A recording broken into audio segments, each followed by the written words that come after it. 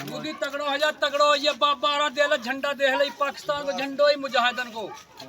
बोले दवाई दी ही तेरा फिर जनाब आराम आया हो कुछ दिन और फिर तेरा जो है ना तकलीफ होने लगी है, तेरी तबीयत खराब हो गई है, तेरी तबीयत सही करने के मारे ये जनाब मुजाहिद आराम। तू कहा गया रहो कि पाकिस्तान का जो नौजवान बुल्लू भाई सुकून से रोटी खाओ, रोटी ना खाओगे तो तुम लोग गोली खिलाऊंगा, सारा रोटी